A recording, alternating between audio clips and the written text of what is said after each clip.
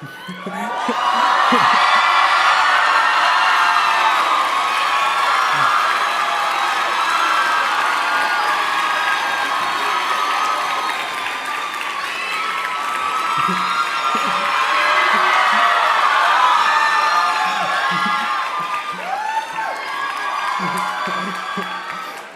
should say, I'm delighted to welcome Dr. Shahrukh Khan.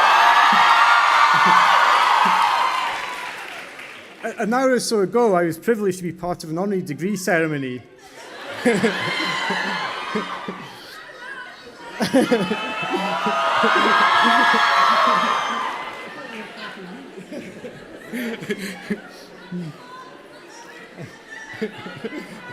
can't finish that.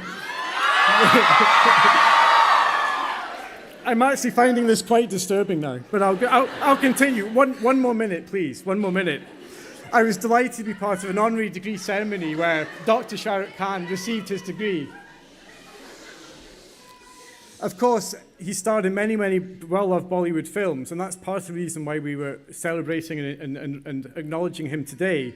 But he's also been described by the Los Angeles Times as perhaps the world's biggest movie star, and has been named by Newsweek as one of the 50 most influential people in the world.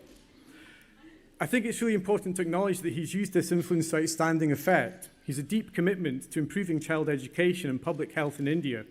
He's adopted a dozen villages as part of the solar energy project Lighting a Billion Lives to provide them with electricity. He's worked to improve the living conditions and rights of underprivileged people across India. And exactly 2 years ago, he established the Mir Foundation, named after his father, which supports female victims of burns and acid attacks. Ladies and gentlemen, it gives me enormous pleasure to introduce to you Dr. Shahrukh Khan.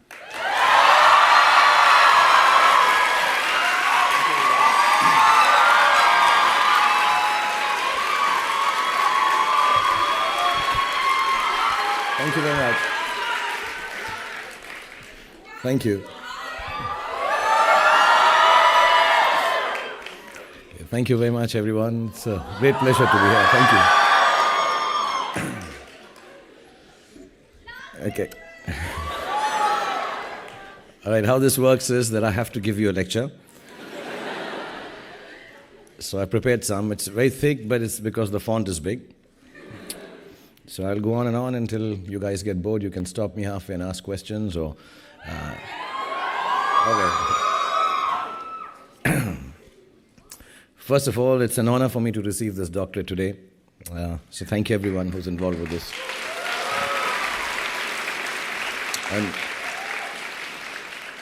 And humbled is a word often used by people in my profession. You know, you meet actors, they'll go, I'm very humbled, we all. I dislike the hypocritical, obsequious connotation of it in these contexts. So I'm not going to use it, but I will say that such occasions have a way of putting me right in my place, which is right there. So thank you everyone for putting me in my place. I do get invited to conferences and inaugurations now and then to speak. And when I receive the invite, I also receive my brief. It's usually about success and my tips on it. Not my toes. Those are covered by I will never show my toes clause in my contracts. They're very ugly. And it's my attempt at gender equality. My co-actresses have no cleavage clause, I have no toes clause. Now, most people believe Bollywood stars aren't insightful about anything other than the fateful occurrences which made them stars in the first place. But I've had the odd divergence from being taken for stupid, though. Recently, I got an email from an International Association of Advertising, and they said, Dear Mr. Khan, the advertising community would like you to come and address them on globalization and disruptive marketing. And I spent the next 4 hours on Google trying to assimilate the disruptiveness of innovating a product to match its market. But it was one of those rare days when even Google can't help you. A day when you need to leave Google and ask for deliverance from God. But I have a film releasing soon, so I don't want to take extra favors from God before the film releases. So I chose business over knowledge. I did the next best thing. I sat on my IO Hawk. Have you guys seen that Segway thing? Yeah, so I went on my IO Hawk and told everybody, a gathering like yours, that there is nothing I can tell you that you already don't know. And people, when they're told they're smart, they like it.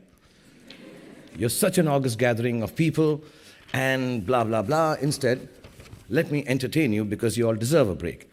And before the organizers could interject, I started thrusting my pelvic into their faces and broke out into the one and only intellectual thing I know how to do, the lungi dance.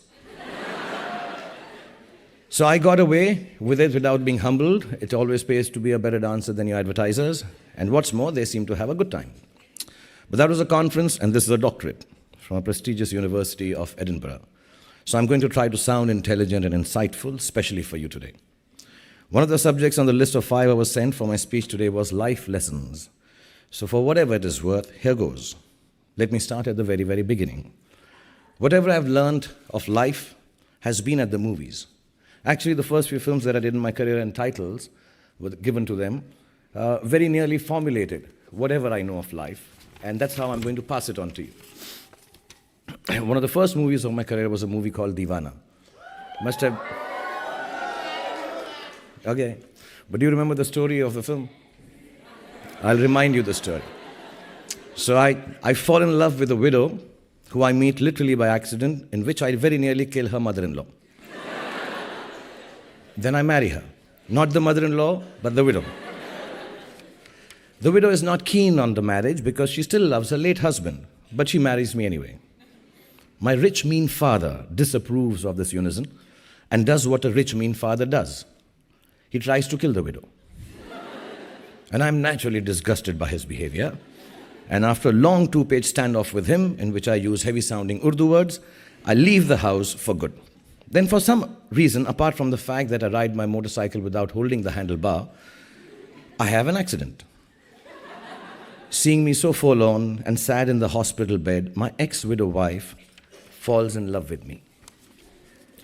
And there is something about absolutely sick men which always attracts women to them. I've noticed this.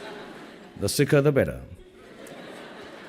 Then again, by chance of fate, I rescue a stranger at night from a bunch of goons, and guess what? He turns out to be the original husband of my ex-widow wife, who hadn't died in spite of his inheritance-hungry uncle's best efforts. Now, evil uncle then decides to kidnap me and my ex-widow, now not so ex-present-day wife, to get hold of his nephew. I escape his clutches. And I come back with my wife's undead husband to rescue her. By now, she is, of course, strapped to a bomb. And do you think they'll take my doctorate back?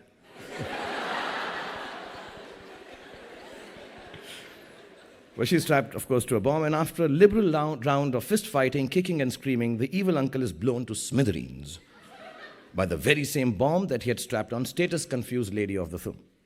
But not before the sacrificial ex-husband had done a kamikaze, unstrapping his ex-wife and set the bomb off, killing himself in the bargain.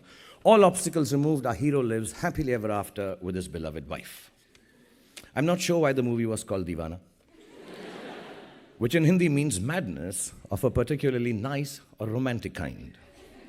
But I have a feeling it had something to do with the guy who wrote the plot. So here's my first life lesson, inspired by the movie title Deewana. Madness of the particularly nice or romantic kind is an absolute prerequisite to a happy and successful life. Don't ever treat your little insanities as if they're aberrations that ought to be hidden from the rest of the world. Acknowledge them and use them to define your own way of living, the only life you have. All the most beautiful people in the world, the most creative, the ones who led revolutions, who discovered and invented things, did so because they embraced their own idiosyncrasies. There's no such thing as normal. Normal is just another word for lifeless. Soon after I acted in Deewana, I became the hapless hero of a movie called Chamatkar. This movie had a more believable plotline. I get cheated of all my money by my best friend / conman and find myself asleep in a graveyard only to be awakened by the ghost of a murdered mobster. A ghost that only I can see and nobody else can. I am very perceptive that way. Anyway, the mobster ghost helps me get a job as a teacher through his ghostly good offices. I fall in love with his daughter, of course, from a wife that has passed on after being duped by the flunky of the mobster. Together, the ghost and I organize a cricket match. Yes, I was doing that even before I owned a cricket team. And avenge and avenge the various misdeeds done to us by bashing up the flunky and the con man, then we forgive them because we have a good heart and let each other descend into their respective abodes, where we belong in the first place. He goes back to the grave, I go away with the babe. Now, chamatkar means miracle, right and straightforward without any nuances. So my next lesson is the following. If you ever find yourself cheated of all your money and sleeping on a grave, do not fear. A miracle is near, either that or a ghost. But all you have to do is fall asleep, trust me. In other words, no matter how bad it gets, life is the miracle you are searching for. There is no other one around the corner. Develop the faith in it to let it take its own course. Make all the efforts you can to abide by its beauty, and it will not let you down. Use every resource you have been given, your mental faculties, the ability of your heart to love, and feel for those around you, your health and good fortune, all of the thousands of gifts life has given you to their maximum potential. Honor your life, please. Honor each gift and each moment by not laying it to waste. There is no real measure of success in this world except the ability to make good of life's endowments to you. Sometimes life's gifts arrive wrapped in all wrong damn wrapping, at which point we have to learn to do two things with them. Recognize them for what they are and gamble on our fear that they might be disasters. This brings me to my third life lesson, inspired by two movies in which I played the anti-hero, Dar and Bazigar.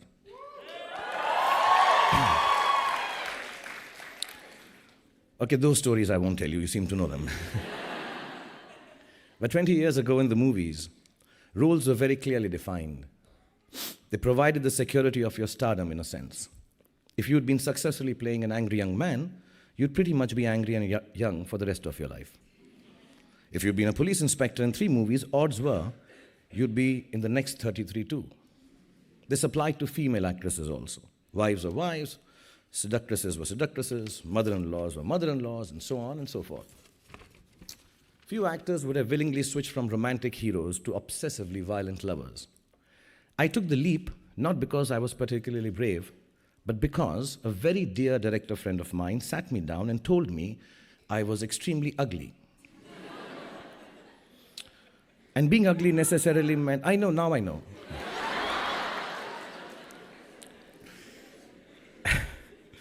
And being ugly necessarily meant I do bad guy roles. I wasn't the romantic hero types, he said. Actually, he used the words that my face was not chocolatey enough. So I started to eat a lot of chocolate. And while waiting for it to take effect, I jumped into bad guy roles. Dar means fear in Hindi, and everyone always tells you at speeches like this that you ought to be brave, so I'm not going to bore you with that idea. Instead, let me tell you this. Being brave means being shit scared all the way to the party. Yeah, I'm sorry if that word is being very scared all the way to the party. But getting there all the same and doing the funky chicken in front of all your teenage kids' friends anyway.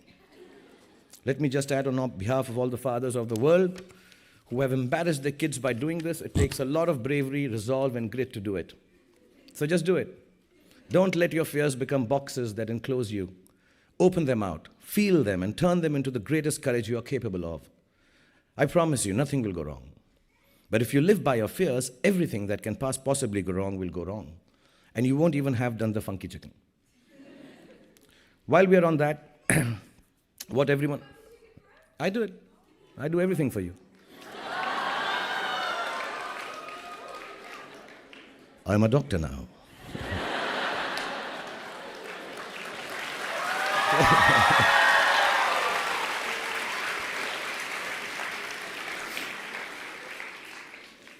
And while we were talking about fears and bravery, let me also add this, that all the planning in the world won't take you where you want to go. And it's fine not to know what you want to be 20 years from now. Most of those who had it all figured out become bankers anyway. I'm sorry. This goes live on YouTube. My big next loan for the film is finished from my friendly neighborhood banker. Okay, I did a movie once called Kabhi Haan Kabhi Na, in which I was one of my favorite films, actually. And in which I was the victim of a lover's confusion And my next lesson is precisely that. It's okay to be confused. Confusion is the root to all the clarity in the world. Don't worry about it too much. Don't ever take yourself seriously enough to be so clear about your own ideas that you stop respecting other people's. Our values are our values. They don't make us any better than anyone else. At best, they just make us different. Always try to see the other person's truth, because like every movie has a story, every human being has one too, and you have no right to imagine that yours is better than anyone else's. You can leave that silliness to my esteemed colleagues and me. And if you thought the last two stories I told you were crazy, here's another one in the reckoning for the Oscar for Weirdest Screenplay. Guddu. Yes, Guddu was my name in a movie. I hardly look like a Guddu, but they still named me Guddu. About loving and giving, in which basically I have an accident, yes, another one. But this time, instead of almost wiping out my future mother-in-law, I wipe out my girlfriend's eyes.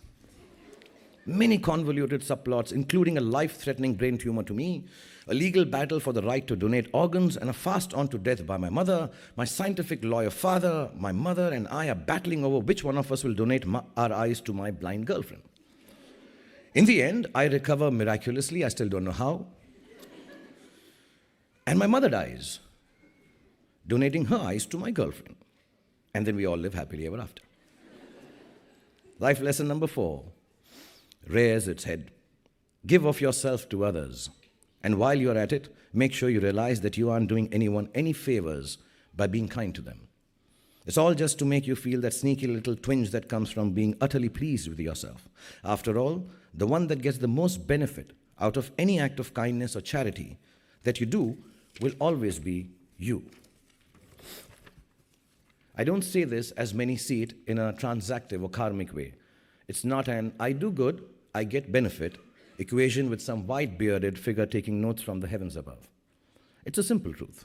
An act of goodness becomes worthless when you assign a brownie point to yourself for it, no matter how subtly you allow yourself to do so.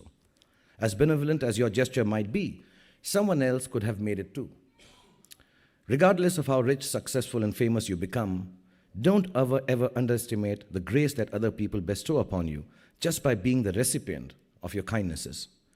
You might be able to buy your friend a rose for his or her birthday, but it's no substitute for a patient hearing of your sulky rants on a bad hair day. Sometimes things just happen, as encapsulated in another movie title of mine, Kuch Kuch Hota Hai. And you know what? They don't always add up. So my 5th lesson is this. When life hits you with all the force of its resplendent rage, the rose isn't going to give you comfort. A friend's grace will. And if you can't find resolution as easily as you would like to, please don't panic. Everything evolves as you go along. Even disasters eventually resolve themselves. Give life the space to move at its own pace, pushing it ahead only by way of being kind to yourself when you're hurting or in despair. And you will be hurting and despairing a lot in this lifetime. You don't always have to figure things out or find an explanation for the circumstances you are in. It's more prudent to accept that sometimes there just isn't one. Ram Jane, God knows, that's what it means, as we say in Hindi, and as a priest responded to my orphan child character when I asked him what my name was in a movie of the same appellation. The boy plodded through 3 entire hours of film referring to himself by that fatalistic phrase, and why not? Who says that what we call ourselves is any definition of who we really are? And that's lesson number 6 for you. All the names you give yourself, or those that others call you, are just labels. You're not defined by them, no matter how flattering or uncomplimentary they are. What defines you genuinely is your heart. Ask or read about the artist formerly known as Prince, and you'll learn a thing or two from him, if you don't believe this insanely sexy Indian superstar telling you so.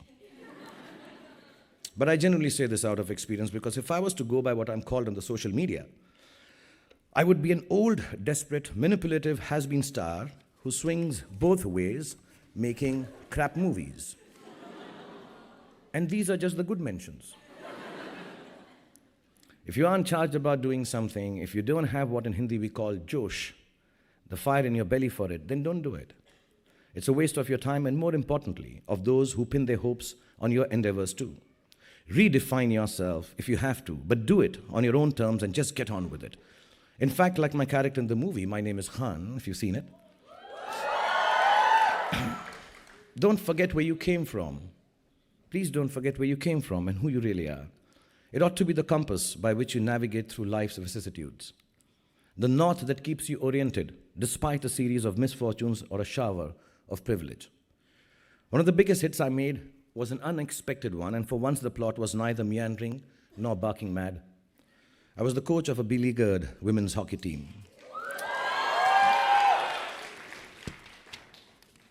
That went on to overcome its own problems, its struggles, and win a world championship. Its title was Chak De, an inspirational martial cry that Sikh soldiers used while lifting logs in order to make bridges across rivers on their campaigns against their enemies. It implies the will to get up and get on with it, which brings me to life lesson number 7. Whatever it is that is pulling you back, it's not going away unless you stand up and start forging your own path with all your might in the opposite direction. Stop whining and start moving, so to speak. I didn't mean the kid. Sadness and happiness. I'm sorry. She can whine. Sadness and happiness have the same quality of transience. Life is a balanced exchange of one with the other. And this is lesson number 8. Don't attach yourself to either. They're both going to change with the same certitude. Take them with the ephemeral spirit of their impermanence and manage them with a healthy dose of good humor. Laugh at yourself when you're despairing. Shed a tear or two when one of my movie plots makes you hysterical with laughter. I need to tell you, in Good Do, we did consider donating a single eye, the guy, to his blind girlfriend, and both of them waltzing into the sunset, eye patch to eye patch. We didn't do that. Then there was Kabhi Khushi Kabhi Gum.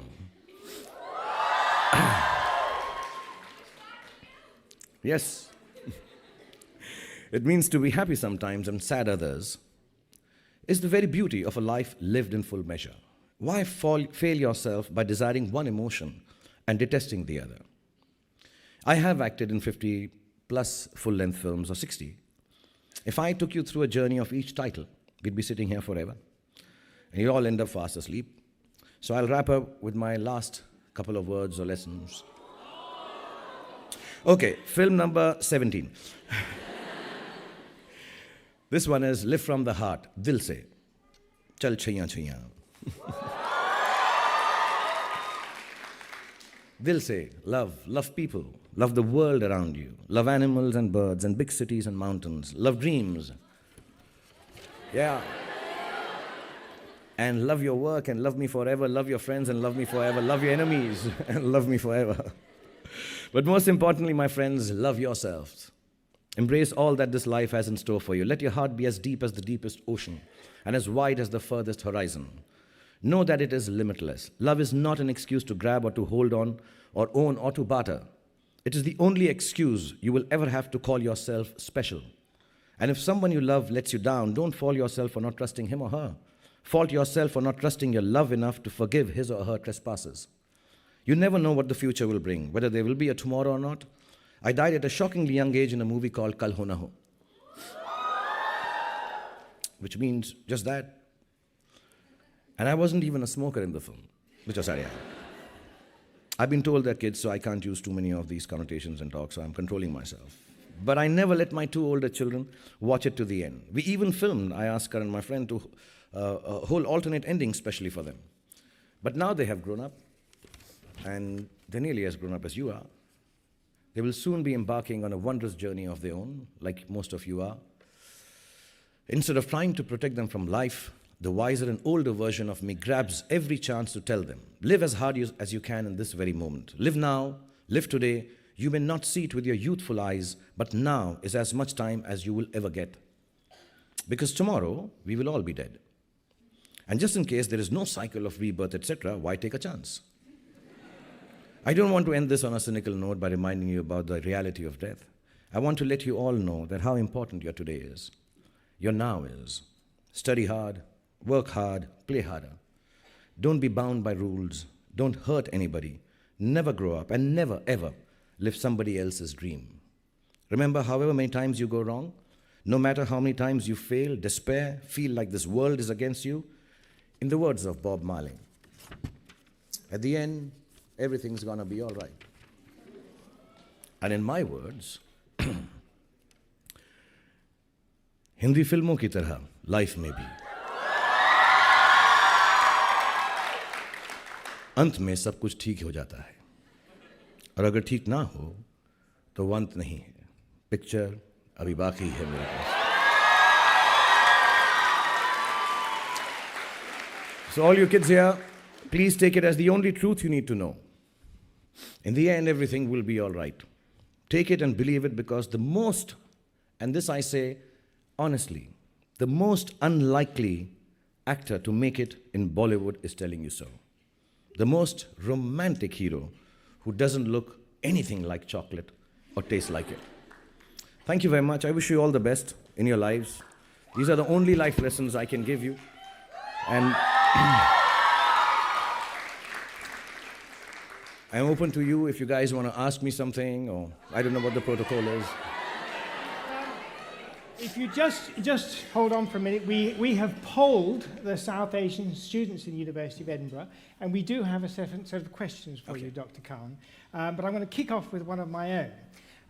I've taught the history of Indian nationalism and researched the history of Indian overseas migration at the University of Edinburgh for the last 25 years. One of your best-loved films, and my personal favourites, was Swadesh. It talks about the anxieties of Indians living far away from home and the tensions between modernity and tradition. The same theme is touched upon famously in DDJL and Kabhi Khushi Kabhi Gum and so many of your other films. Looking forward, do you think these differences can be reconciled in a positive way, or will there always be difficulties? Should I speak on this? You know, I did these films thinking they're just entertaining. You intellectualize them so much.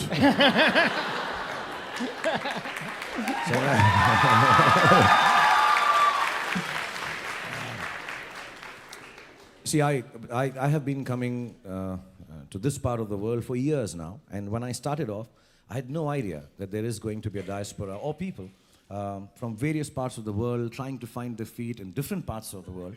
And I think somewhere down the line, you know, your motherland, your homeland, the place where you belong to always is the place where your roots are.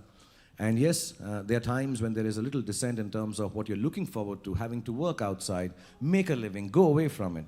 But the whole idea of Swadesh or DDLJ, the bottom line was that you are always going to be rooted where you started from. And, which I wish for every young kid here, once you, inshallah, make it really big and do well in your life, and you've achieved every material gain that you want, which you should, please don't give up on that. Don't become a philosopher before you become rich. Make sure.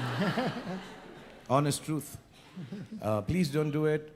Find your space, find yourself, however small it is, find yourself your apartment, find yourself a partner, find yourself a business, do everything. And once you have made it what you want to, please, if there is any kind of issues back home, go and look after it. That's how DDLJ and Swadesh was planned and decided. But there will always be confusion that should you be back home, or can we reconcile the fact that we are not doing anything for my own house? I think those differences are all right. Live with them. But once you have got what you wanted to achieve, please go back home and look after it too. That's the only thing I can say. Thank you very much. So the next question is from Nishant Sharma. Where is Nishant? Okay. Hi, Nishant. Yeah.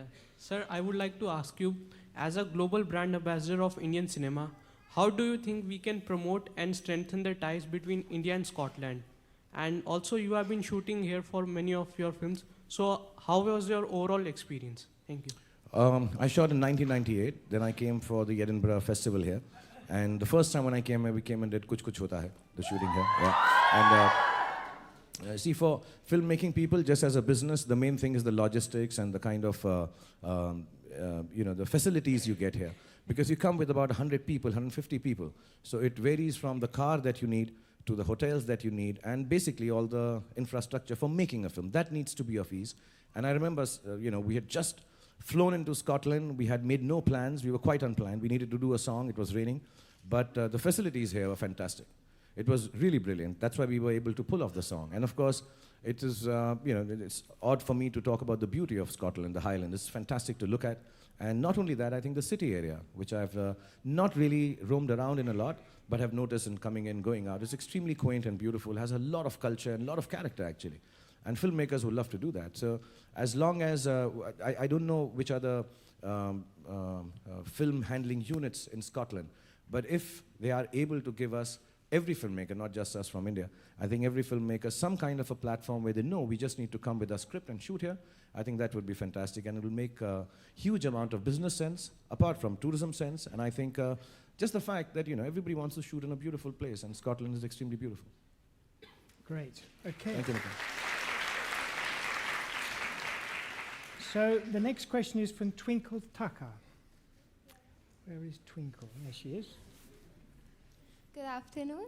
Good afternoon, Twinkle. So you are a very busy man. You've been traveling from one set to another set, changing different countries. Even today morning when I read your Twitter status, it said that you were shooting all day and night and then traveling to Edinburgh, going back as in. So in this whole process, how do you manage to balance your personal life and your work life? I'm a little gifted. I don't need more than 4 or 5 hours of sleep. So I've trained my family to be awake after 12, midnight. And unfortunately, even my kids. It's not a healthy thing to do, but I find time for them. When I'm making films, like just recently I was in Hyderabad shooting for the last 7 days. I had my little son with me. My kids are now, I'm in school. I think they get off tomorrow. I was hoping to be able to stay back and take them back with me. But I'll join them somewhere. But I do find time because there is nothing else I do. I go home. After I finish work, I don't have my telephone on. I don't talk to anyone. I don't do any work. I just get into my shots and I just hang with my kids. So I spend a lot of time with my kids. I mean, that's the only source of, how do I say it? It takes me away. The job that I do, working, always trying to get it right, hoping this will be successful, hope it entertains everyone. It's a hugely stressful job, so you need to be happy doing the work. I'm very happy doing what I'm doing 18 hours a day today. I may not be tomorrow, and then I leave it. But having said that, when I finish that job, all I want to do is just hang with my kids and do nothing else. So I think I've spent enough time with them. Obviously, it's never enough to spend time with your kids, but I do try to make sure that as soon as I finish work, the next 10 hours or 11 hours I'm with them. And I'll keep awake all night. I'll travel just like this to be with them I came down to have lunch with my daughter about 10 days back. Just flew in, had lunch and flew back again so that she doesn't miss seeing me. So I spend a lot of time with my kids. They don't come to shooting. They don't like me shooting. The little one is okay. He doesn't know what I do, so he just comes and hangs around. But I spend a lot of time with my family. Love you. Thank you. I love you too. Okay, so the next question is from Sonali Mehta. Hi. Hi, Sonali. Okay, I can't believe I'm doing this. I'm going to ask you a question, but I'm sorry, but can I please hug you? Yeah. Please. No, sir.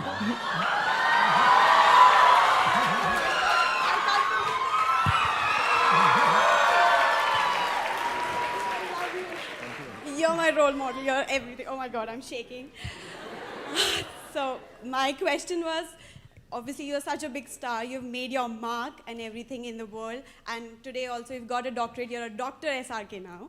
So what have been the main highlights? Like if you can just tell it in a gist, what have been the main highlights of the journey that you've had? I think for an actor, the main highlight is, I normally don't get to see my own films. I finish them and then move on to the other, because any kind of attachment to a film, I think, is regressive. I mean, any kind of attachment to your own art is extremely regressive. I think you should just move on. I've been told, and I say this often, that the art is important on its own, the artist is not. So my reaction to it, relation to it, I want to disengage and move on. But I think the biggest highlight always is, you make a film, you make a presentation, you go somewhere, and you see a lot of smiling faces. It's not been the business part of it. Sometimes because of the company, yes, you feel nice. But I think the greatest happiness I have is, there's a film and you watch it with 600-700 people in a dark room, and this is working for everyone. I remember, I'll tell you a small story of Chak De. I finished the film, and we all saw the film, and some of the nicest minds had made the film. I really want to point this out, that the acknowledgement, when I get a doctorate like this, I am actually taking it on behalf of hundreds of people who are responsible for making me who I am. I'm just the face, so I come and take these awards and all these honors. But these people have worked really hard. So in Chak De, we had the brightest minds making a film. We had these young girls who had worked 6 months on learning how to play hockey. We had Adi Chopra, the producer. We had Shimit. We had Jaideep. We had the nicest talent making this film. And Mr. Yash Chopra backing it. I'm acting in it. And then we went and saw the film. And I remember the first screening of the film, we all looked at it and we thought it was the worst film we've ever made in our lives. And we came out. And the girls didn't know this. They were doing it first time. For them, just being on screen was happy. So they were irritatingly screaming and dancing, while the 4 of us were sitting there crying with tears. And, you know, we had reached that stage of failure when you start telling everyone, listen, at least we did what we wanted to, right? This is what we set out to make, and we made it. So success and failure, like I told you in the speech, is transient, and we'll come back, and it's all right. And we were really, really sad. Shimit ran away to America. I actually ran away to England. And all of us just dispersed, and we didn't know. And I switched off my phone, went to sleep. I woke up at 4 in the evening here after, okay, I took a lot of intake of alcohol. Is the best way I can say. I was very depressed because we thought the film was good. It turned out not nice. And I woke up at 4, which must have been 9 o'clock in India. And everybody had loved the film. Everybody. The whole country had loved the film. And it was just such a huge success. And we still didn't believe it. So that highlight, when you don't know, is this going to work or not? If you know, then it's no fun. So the biggest highlights of my life have been that I don't know, and I've just woken up in the morning and been told people are loving it. Not that it's a success. People are really enjoying it, really finding time from their lives to learn something from it, or just enjoying it, you know, just being happy about it. So I think that has been the greatest highlight. And my kids. Okay, this I'm not going to get this another opportunity. Okay.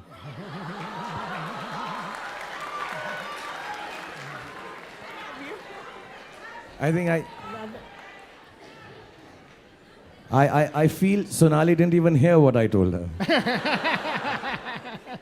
So the next question is from Anindita Jaiswal.